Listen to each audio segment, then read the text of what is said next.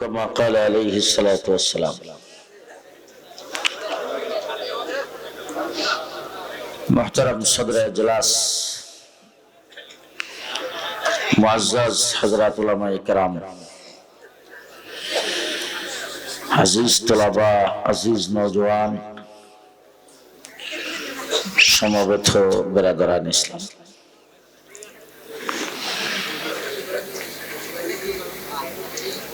যেখানে বসেছেন এটা ওয়াজ মাহফিল।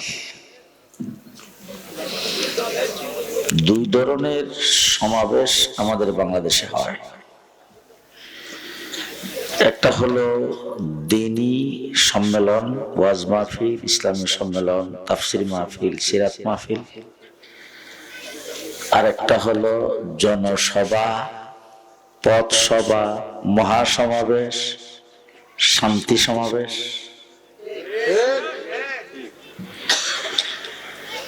একবার এক দলের মহাসমাবেশ, আমি বাইতুল মুকাররমের সামনে 0 পয়েন্ট থেকে সামনের দিকে যাইতেছি, কিছু সংখ্যক লোক লাঠি ছুটা নিয়ে খাড়া। ওরা ওখান থেকে বলতেছে সামনের দিকে কেউ যাবেন না, কেউ যাবেন না, ভিতরে আর জায়গা নাই, ভিতরে আর জায়গা নাই, যে যেখানে আছেন এখানেই বসে যান, এখানেই দাঁড়ায় যান। আমি ভিতরের দিকে গেলাম, যাইয়া ওই পল্টন ময়দান ছিল আগে, ওই ময়দানে ঢুকছি। ঢুকে দেখি পুরা ময়দান ফাঁকা, এখানে কিছু লোক, ওখানে কিছু লোক, ওখানে কিছু লোক। জনসভার মধ্যে মানুষ ফাঁক ফাঁক হয়ে বসতে হয়। তার কারণ হলো পরের দিন পেপারে আসতে হবে এমুক দলের জনসভায় একবারে বাইতুল মুকাররম থেকে একদম নবাববাড়ির মোড় পর্যন্ত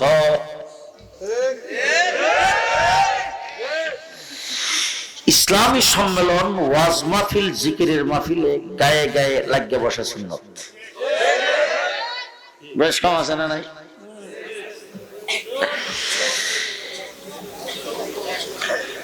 এখন একটা জিনিস দেখতেছি, দুইটা বিষয়। যেখানে মাহফিল হয়, মাহফিলের পাশে মার্কেটটা যে জমে, আপনাদের এলাকায় নাই, আছে কিন্তু অনেক জায়গায়। 2 নম্বর হইল এই যে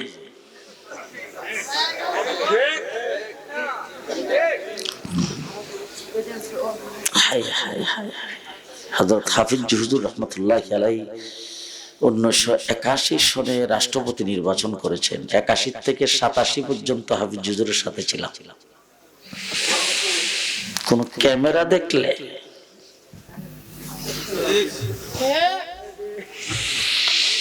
আর আজকে ওপেন, আমি যদি এখন উঠাই দেই তাহলে এরা আগামীকাল যে আমার বিরুদ্ধে কিছু লেখা ছাড়বে। 19 মাস ছিলাম কারাগারে, 1.5 মাস রিমান্ডে, খালি ইডিজি গেছি। এরা এখান থেকে আমি আধা ঘন্টা যদি বয়ান করি, আধা ঘন্টার বয়ান থেকে কাট সাপ কইরা স্পর্শকাতর শব্দগুলি বের কইরা কালকে থেকে ছেড়ে দিবে। ওইগুলি ওই রিমান্ডে আমার জিগাইছে, আর আমি কইছি আরে 20 সেকেন্ড কেন, 15 সেকেন্ড কেন, 10 সেকেন্ড কেন, আমার পুরো বয়ান কো। খালি লা তাকরাবুস সালাত ওয়া আনতুম সুকারা।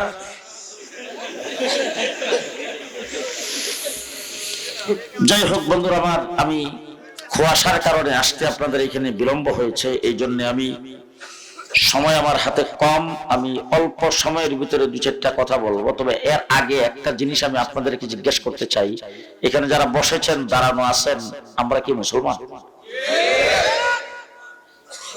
হয় নাই মুসলমান? সবাই মুসলমান? কাটা কাটা মুসলমান একটু হাত উঠে দেখেন তো, সবাই মুসলমান? হাত নামান। এই মুসলমানটা কতক্ষণ থাকতে পারবেন?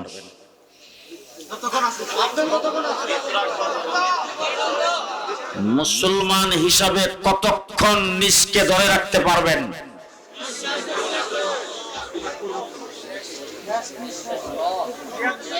কথা জিজ্ঞেস করেছি, তার ভিতরে কারণ ভালো করে শুনে নেন। আমাদের দেশের অনেক উলামায়ে কেরাম বয়ান করেন, বয়ানের মধ্যে আমরাও বলি দেশ শাহজালালের দেশ।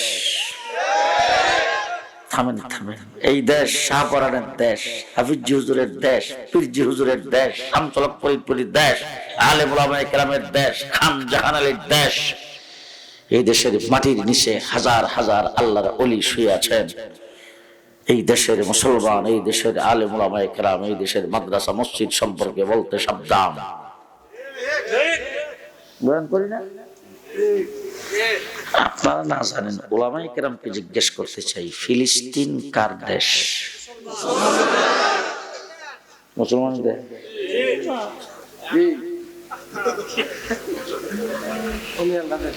ফিলিস্তিন নবীদের দেশ। কমপক্ষে 70,000 নবী ফিলিস্তিনে জন্মগ্রহণ করেছেন। হাজার হাজার নবী ফিলিস্তিনের মাটির নিচে শুয়ে আছে। 1,24,000 নবী মুহাম্মদুর রাসূলুল্লাহ সাল্লাল্লাহু আলাইহি ওয়াসাল্লামের পেছনে মেরাজের রাত্রিতে নামাজ আদায় করেছে। সেই জায়গার মুসলমান খুব নিরাপদ। শিশু বাচ্চারা পর্যন্ত নিরাপদ নয়, মা বোন পর্যন্ত নিরাপদ নয়। আজকে 70 বছর ওদের উপর নির্যাতন চলছে। আমাদের দেশ বাংলাদেশ, তিন দিকে যারা আছে আমাদের দেশটাকে বেষ্টনী দিয়ে রেখেছেন, তাদের দেশে গরু জবাই করা নিষেধ, গরুর গোশত বিক্রি করা নিষেধ। গরুর গোশত বাজার থেকে কিনে কেউ যদি হাত দিয়ে নিয়ে যাইতে চায়, তাকে রাস্তায় পিটানো হয়েছে। গুজরাটে মুসলমানদেরকে ট্রেনের মধ্যে আগুন দিয়ে জ্বালায়া পুড়ায়া মারা হয়েছে।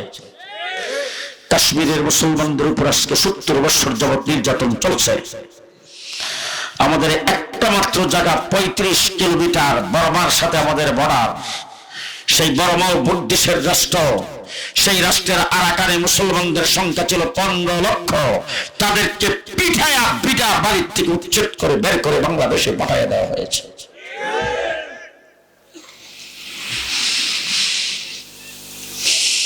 ভালো করে চিন্তা ভাবনা করে বুঝবেন কোথায় আছি আমরা। সংকেত ভালো না, সংকেত ভালো না। বাবরি মসজিদ যখন ধ্বংস করে, তখন আমার দেশের শাইখুল হাদিসের নেতৃত্বে লং মার্চ হয়। কাশ্মীরে মুসলমানদের উপর যখন নির্যাতন করে, তখন দেশের মুসলমান রাস্তায় অবরোধ করে নামে। গুজরাটের মুসলমানদেরকে যখন নির্যাতন করে দেয়, দেশের মুসলমান গর্জে উঠে। যারা মুসলমানদের রক্তে যার হাত ভিজা সে বাংলাদেশে আসবে, সেটাও প্রতিরোধ এদেশের মুসলমানেরা করে। সুতরাং এই দেশ থেকে ইসলামকে বিদায় করে দাও। 250 বছর ইংরেজ চেষ্টা করেছে এই দেশ থেকে ইসলামকে বিদায় করতে। আজকে গভীর ষড়যন্ত্র শুরু হয়েছে। সেই ষড়যন্ত্রের 1 নম্বর অংশ হলো কলেজ ইউনিভার্সিটির সব জায়গা থেকে ইসলামী শিক্ষাকে উৎখাত করে দাও। মুসলমানের ঘরে জন্মগ্রহণ করবে, আইএ বিএ এমএ পাস করবে, ডক্টর হবে, প্রফেসর হবে, ইঞ্জিনিয়ার হবে, ডাক্তার হবে, কিন্তু আত্মহেতু জানবে না, উজুর ফরজ জানবে না।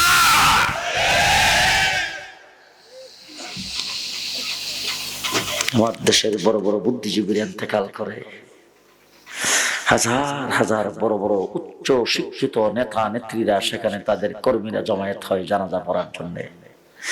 জানাজার দৃশ্য দেখলে মনে হয় এটা মুসলমান না মুসলমান।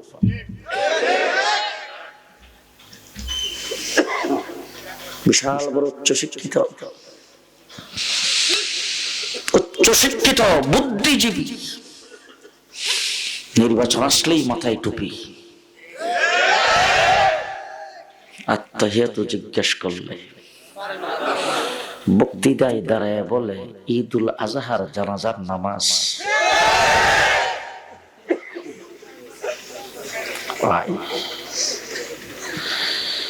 আপনারা যারা এখানে আমার কথা শুনতেছেন, আজকের পরেই কালকে হয়তো মাদ্রাসার মোহতারাম সাহেবকে বলবেন যে এই মৌলবীর আর দাওয়াত দেবেন না। আমিও আপনাদের এখানে দাওয়াত আর রাখতে চাই না।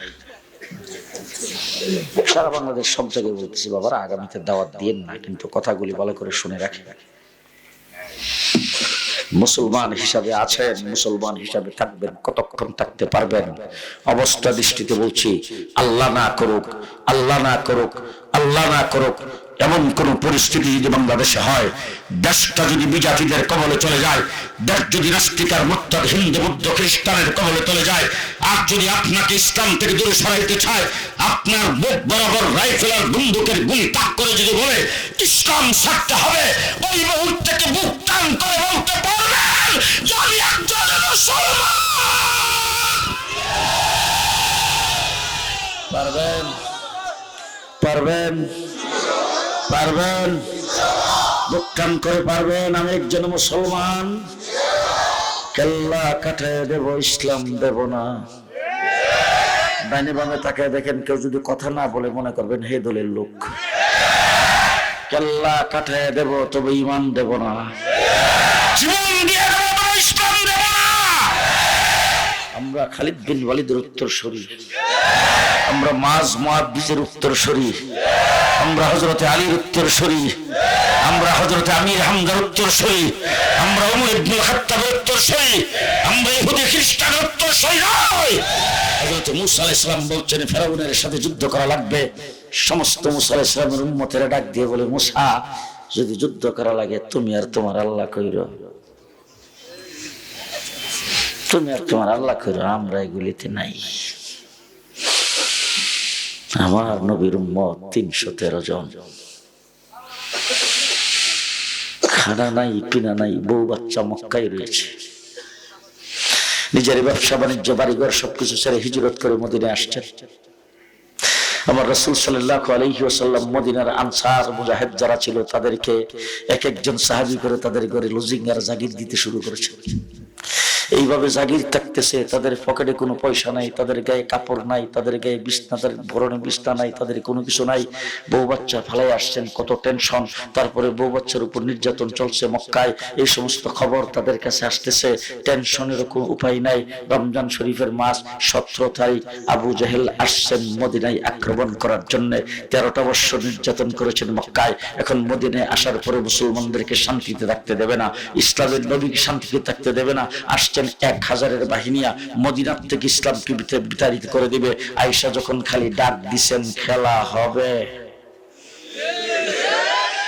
আমার মুহাম্মদুর রাসূলুল্লাহ সাল্লাল্লাহু আলাইহি ওয়াসাল্লাম আল্লাহকে ডাক দিয়ে বলে, আল্লাহ হিজরত করে মদিনায় আসছি, 13টা বছর পর্যন্ত নির্যাতিত হয়েছি, রাস্তায় হাঁটতে গেছি, সেখানে কাটা বিছানো হয়েছে, রাস্তা দিয়ে হাঁটতেছি, হঠাৎ করে বাড়ির থেকে দূর দিয়ে এসে আমার মাথার উপরে ময়লাগুলি ঢেলে দিয়েছেন। আমি সেজদায় গেছি হারাম শরীফে, উটের পচা নারী বুড়ি এনে আমার উপরে ঢেলে দিয়েছেন। আল্লাহ তাইফের জমিনে গিয়েছিলাম, যেখানে আমার বাপ দাদাদের সম্পর্ক ছিল, যেখানে শৈশব কালটা কাটিয়েছি, মনে করেছিলাম ওখানকার মুসলমান মানুষেরা বোধহয় আমাকে আদর স্নেহ করবে। তারা আমার গায়ে এমন ভাবে পাথর মারলো, আমার সারা শরীর ক্ষত বিক্ষত হয়ে গেল। ও মাবুদ, এখন আসছি 13 বছর পরে নির্যাতিত হয়ে। সবে আমি তালিবের ভিতরে গাছের পাতা খেয়ে জীবন যাপন করেছি, 4 বছর পর্যন্ত সেখানে ছিলাম। ওই জায়গা থেকে বের হয়ে আসছি হিজরত করে মদিনায়। এই জায়গায়ও আমাদেরকে থাকতে দেবে না। আবু জাহেল আয়েশা ডাক দিছেন খেলা হবে। আল্লাহ ডাক দিয়া বলেন, 13 বছর পর্যন্ত প্রতিরোধ আর প্রতিবাদ করতে পারো নাই, এখন তুমিও খেলার জন্য প্রস্তুত হও, খেলার জন্য প্রস্তুত হও।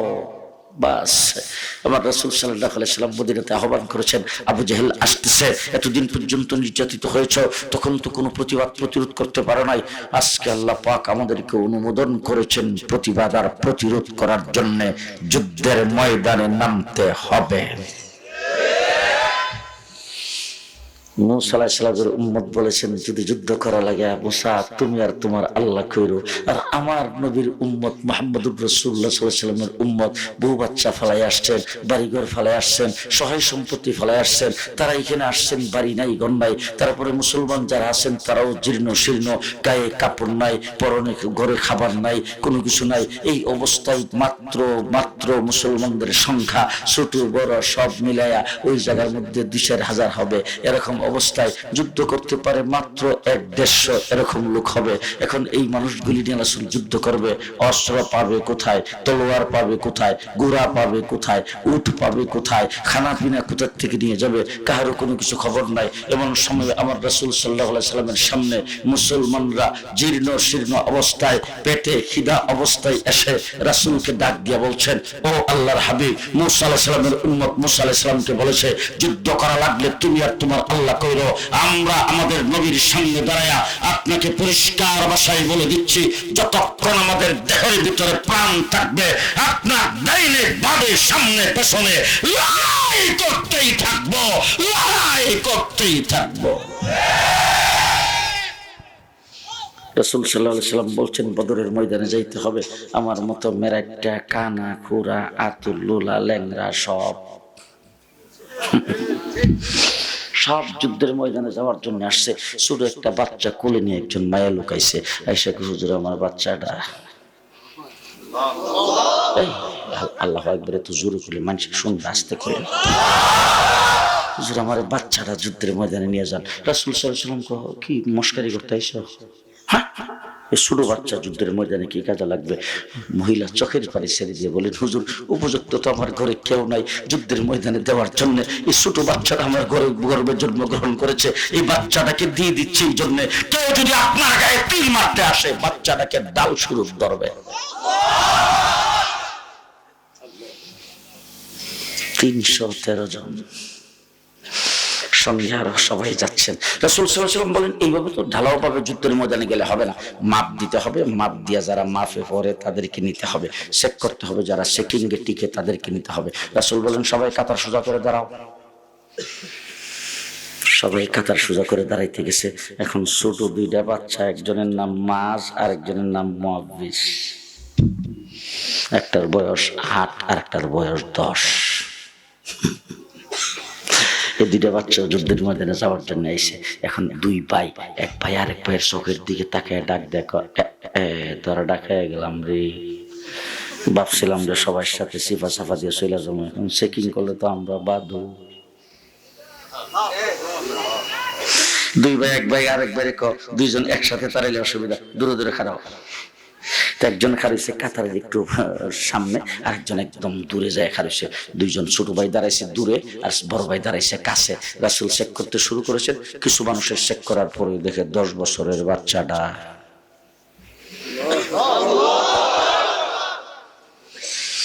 রাসূল জিজ্ঞেস করেছেন, বাবা এইভাবে কেন দাঁড়াইছে? বল হুজুর মাফে পড়বার লাগিয়া।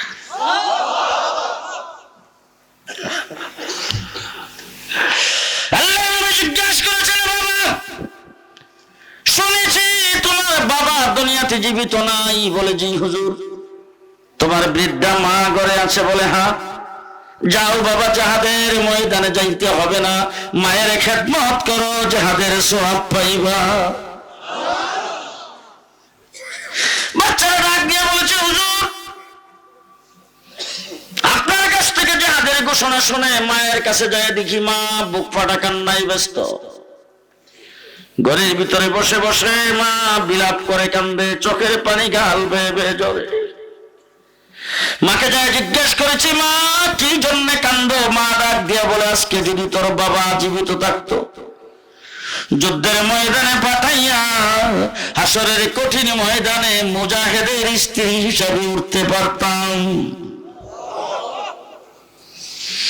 তোরা যদি নওজোয়ান হইতে তোদেরকে যুদ্ধের ময়দানে পাঠাইয়া হাসরের কঠিন ময়দানে মুজাহিদের মা হিসাবে উঠতে পারতাম। তোর বাবাও জীবিত নাই, তোরাও নওজোয়ান না, যুদ্ধের ময়দানে কি দিয়া সাহায্য করবো? এই জন্য বুক ফাটা কান্না। হুজুর মায়ের চোখের পানিগুলি মুছে মার কাছ থেকে বিদায় নিয়ে এসেছি। রাসূল বলেন, তোমার মা তোমাকে বিদায় দিয়েছে? বলে জি হুজুর। বলে ঠিক আছে, তুমি চলো। বয়স কত? 10। আল্লাহ নবী চেক করতে করতে আর সামনের দিকে যায়, দেখে হের ছোট ভাইটাও খারা। আল্লাহ নবী ডাক দিয়ে কো, বাবা তুমি তো ছোট বাচ্চা, তুমি জিহাদের ময়দানে যাইতে পারবা না। হে আঙ্গুলটা দেখায় কো, হুজুর আমার বড় ভাই আর আমি একসাথে মার কাছ থেকে বিদায় নিয়ে আসছি, মা আমাদেরকে বিদায় দিছে, আমার বড় ভাইয়ের অনুমতি দিয়েছেন, আমারও অনুমতি দেন। আল্লাহ নবী কো, তোমার বড় ভাই তোমার থেকে বয়সে 2 বছরের বেশি, দেখতে শুনতে একটু হৃষ্টপুষ্ট, গায়ের মধ্যে শক্তি বেশি। তোমার বড় ভাই যুদ্ধের ময়দানে গেলে কোন রকম খাটে, কিন্তু তোমাকে যুদ্ধের ময়দানে নেওয়া যাবে না। ওই ছোট ভাইটা ওইটাকে, হুজুর আমার বড় ভাইয়ের বয়স 2 বছর বেশি আর একটু গায়ের শক্তি বেশি, দেখতে হৃষ্টপুষ্ট আর আমি দেখতে ছোটখাটো, এই জন্য যদি আমি যুদ্ধের ময়দানে না যাইতে পারি, তো হুজুর একটা কথা, আমার একটা প্রস্তাব আমার রাখবেন কিনা? বলে কি প্রস্তাব? আমার বড় ভাইয়ের সাথে আমার একটু কুস্তি লড়ান, যদি কুস্তি লড়ে বড় ভাইরে হারাইতে পারি তাইলে নিবেন কিনা? আল্লাহ রাসূল সাল্লাল্লাহু আলাইহি ওয়াসাল্লাম ডাক দিয়ে বলেন, তুমি তোমার বড় ভাইকে হারাইতে পারবে? বলে হুজুর যদি পারি। কাশো দেখি।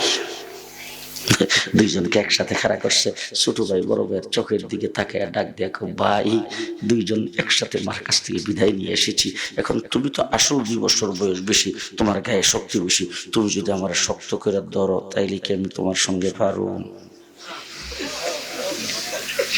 তুমি আমাকে আস্তে করে ধরবে, আমি যখন ধাক্কা দেব তোমার যখন মনে হবে তখনই তুমি নিজে ইচ্ছা করে নিচে পড়ে যাবে।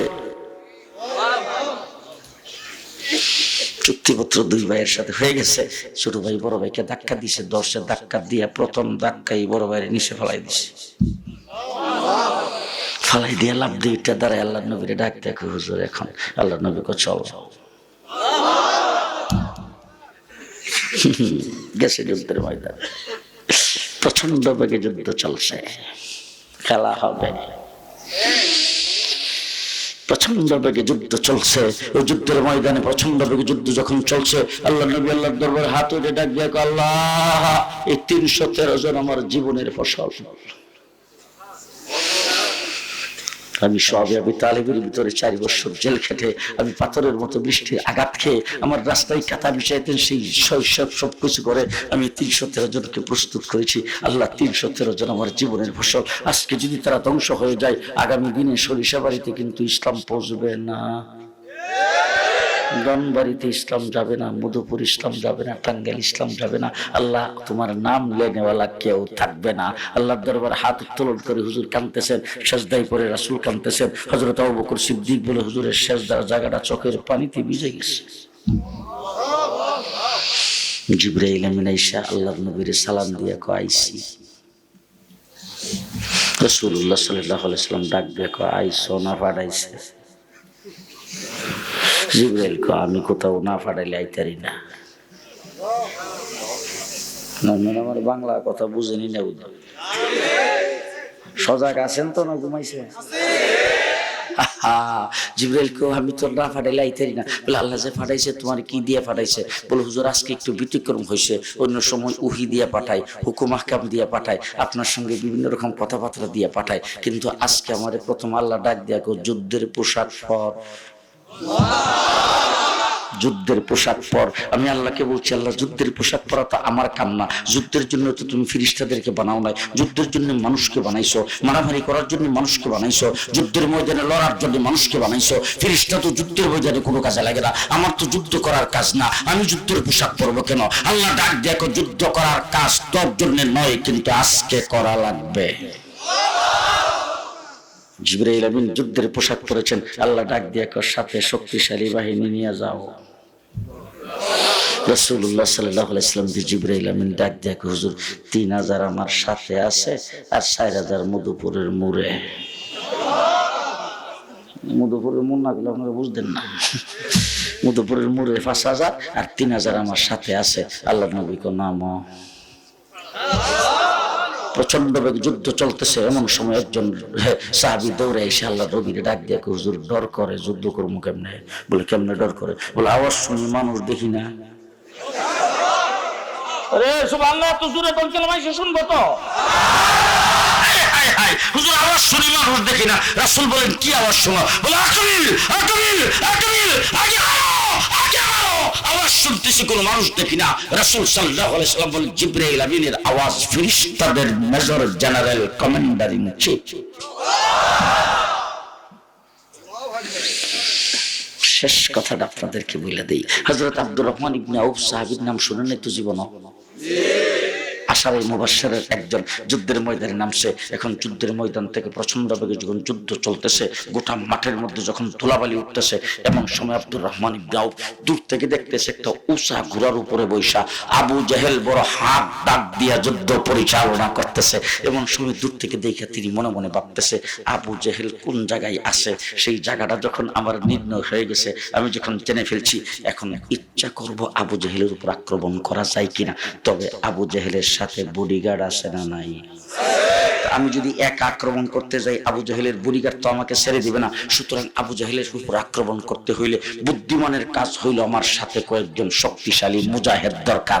ডাইনে বামে তাকাইছে, শক্তিশালী কাউরে পাইরে ইশারা দিয়ে ওনার কাছে আইনা দলটারে বাড়ি করে ফেরত আক্রমণ করবে। এমন সময় ছোট দুইটা বাচ্চা দৌড় দিয়ে ওনার সামনে দাঁড়ায়া চেহারার দিকে তাকায় ডাক দেয়, চাচা আবু জেহেল সাহেব রে চিনেন? আল্লাহু আকবার। হযরত আব্দুর রহমান ইবনে আউফ ডাক দিয়ে বলেন, ভাতিজা তোমরা আবু জেহেল দিয়ে কি করবে? বলে, চাচা যদি চিনেন তাহলে আমাদের দেখায় দিয়েন, আমরা বাড়ির থেকে নিয়ত করে আইছি। ওয়াজ কি লয়া বাড়ি যাবেন? ওয়াজ বাড়িতে নিবেন তো? সবাই কয় না। দাদা আর নাতি গেছে ওয়াজ শুনতে একটা খাল পার হইয়া। রাত্রে বেলা যখন আসে তখন খালের মধ্যে ফানি, ওয়াজ শুনে আইতেছে গভীর রাত্রে। তো দাদা কাপড় আলগিদা উঠাইয়া আর নাতি গেছে কাপড় ভিজাইয়া। তো খাল পার হইয়া দাদা নাতির জিগাই, কিরি তোর কাপড় ভিজলো কেমনে? নাতিটা কো, দাদা ওয়াজ যে শুনতে গেছিলা কি শুনে আইলা? হুজুর ওয়াজের মধ্যে কইছে হাঁটুর উপরে কাপড় উঠলে ফরজ তরক হয়। তা আমি তো হে ওয়াজ হুজুরের কাছ থেকে শুনে আইছি, আর শুনে মনে মনে নিয়ত করছি এখন থেকে আর হাঁটুর উপরে কাপড় উঠাইতাম না। তা আমি তো হাঁটুর উপরে কাপড় না উঠাই তারপর কাপড় ভিজাই পার হয়েছি। দাদা ডাক দেখো, তোরে নিয়ে যায় বড় বিপদে পড়ছি, কারণ 40টা বছর পর্যন্ত হাল পার হইয়া ওই পারে ওয়াজ শুনতে গেলাম, একবারও হালের এই পার ওয়াজ আনছি না। আপনারা নিবেন তো বাড়ি যে ওয়াজ বাড়িতে নিয়ে যায়? ছোট দুইটা বাচ্চাকে আমরা বাড়ির থেকে নিয়ত করে এসি। হযরত আব্দুর রহমান ইবনে আউফ বলছেন, কি নিয়ত করে এসো? বলে, দুইটা নিয়ত করছি। এক নম্বর নিয়ত হইল আজকে আবু জেহেলকে যে কোনো মূল্যে জাহান্নামে পৌঁছাবো, আর যদি এটা না পারি 2 নম্বর নিয়ত করে আসছি আমরা 2 ভাই জান্নাতে যাব। হয়তো আবু জেহেল জাহান্নামে যাবে, নাইলে আমরা 2 ভাই জান্নাতে যাব। দুইটার একটা নিয়ত করেছি। হযরত আব্দুর রহমান ইবনে আউফ, বুখারী শরীফের হাদিসে আসছে, হযরত আব্দুর রহমান ইবনে আউফ আঙ্গুলের ইশারায় দেখাইছে, ওই যে দেখা যায় উঁচা ঘোড়ার উপরে, এটাই হলো আবু জেহেল। দেখাইতে দেরি হয়েছে, হয় যুদ্ধ করতে অসুবিধা হয়, নিজের হাতটাকে নিজের পায়ের নিচে রেখে টান দিয়া ছিঁড়ে ফেলে যুদ্ধের ময়দানে রওনা হয়েছে। মুসলমান আশিক রাসূল ভাইয়েরা, মুহাম্মদুর রাসূলুল্লাহ সাল্লাল্লাহু আলাইহি ওয়াসাল্লামের দরবারে যুদ্ধ শেষ হয়ে যাওয়ার পরে 2 ভাই আসতেছে। বড় ভাই ছোট ভাইরে ধাক্কা দিয়ে কয়, তুই সর রে, আমি হুজুরকে যাই কইতাম আমি আবু জেহেলকে মারছি। ছোট ভাইটা তুমি সর, আমি মারছি। এইভাবে 2 জন ধাক্কাধাক্কি করতে করতে আল্লাহ নবীর দরবারে এসে যখন ধাক্কাধাক্কি করতেছে, রাসূল ডাকিতে কথা থামো থামো থামো বাবা, কি হয়েছে কি হয়েছে? বড় ভাইটাকে, হুজুর আমি মারছি। ছোট ভাইটাকে, না হুজুর আমি মারছি। আল্লাহ নবী কই, আবু জেহেল রে যেই তলোয়ারটা দিয়া মারছো সেই তলোয়ারটাকে তোমরা ধুয়ে ফেলছো? বলে, না হুজুর। বলে, তাইলে তলোয়ারটা আমার হাতে আনো। আল্লাহ নবী তলোয়ার দিকে দেখে দুটা তলোয়ারের মধ্যে রক্ত লাগানো। রাসূল ডাক দিয়ে কয়, রক্তের প্রমাণ করে তোমরা 2 জন মিললাই আবু জেহেলকে মারছো, ঝগড়া করো না। শেষ কথা, আবু জেহেল হত্যা হয়েছে, 70 জনকে হত্যা করে ফেলেছেন, 70 জনকে ধরে নিয়ে আসছে। আর বাকিগুলির আমার মনে হয় একটারও পরনে কাপড় নাই, কোন দিক কে গেছে তার ঠিক নাই, মরুভূমির ভিতরে কে কোথায় পলাইছে, এমন অবস্থার সৃষ্টি হয়েছে। এখন যুদ্ধ শেষ, সাহাবায়ে কেরাম খুশিতে বাক বাক। আজকে 313 জন অস্ত্রবিহীন আল্লাহ পাকের সাহায্যে যুদ্ধের ময়দানে তখন তারা জয়যুক্ত হয়েছেন। জিবরাইল আমিন আসছেন রাসূলের দরবারে, আয়েশা আল্লাহর হাবিবকে জিজ্ঞেস করতেছেন, ও আল্লাহর হাবিব, আল্লাহ জানতে চাইছে আপনি খুশি হয়েছেন? এত জোরে সুবহানাল্লাহ। হুজুর আপনি খুশি হয়েছেন? কারণ আল্লাহ তাবারক ওয়া তাআলা বলে দিয়েছেন 1,24,000 পয়গম্বর আদম থেকে ঈসা পর্যন্ত, হযরত আদম আলাইহিস সালাম 350 বছর পর্যন্ত চোখের পানি ছাড়ছে আল্লাহকে রাজি এবং খুশি করার জন্য। ইব্রাহিম নমরুদের আগুনে গেছে আল্লাহকে রাজি এবং খুশি করার জন্য।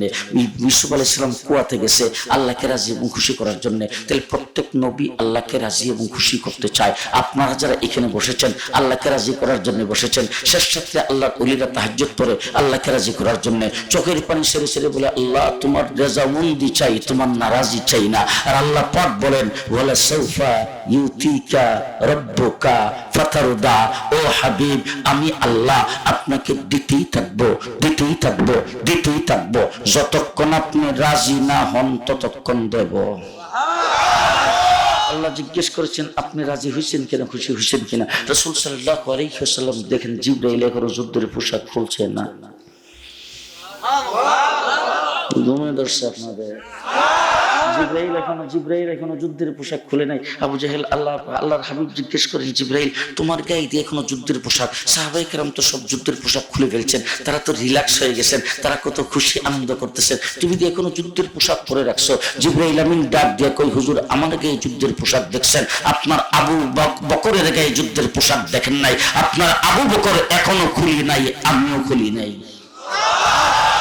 আবু জাহেল আবু বকরের নকল করতেছি, আবু বকর যখন খুলবে তখন আমি খুলে ফেলবো। ও আমার ভাইরা, ইসলাম তো এই ধনবাড়ি পর্যন্ত, ইসলাম তো এই শস্যবাড়ি পর্যন্ত, ইসলাম তো এই মধুপুর পর্যন্ত এইভাবে আসে নাই। ইসলাম তো রক্তের উপর দাঁড়ায় এসেছে।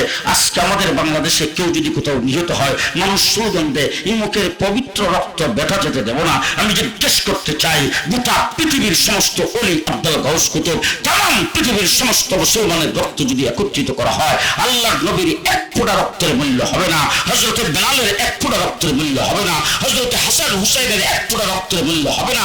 এই হাসান হুসাইনের গায়ে তো নবীর রক্ত, রাহমাতুল লিল আলামিনের গায়ে রক্ত। ওই সমস্ত রক্ত দেওয়ার পরে ইসলাম এই দেশে আসছে।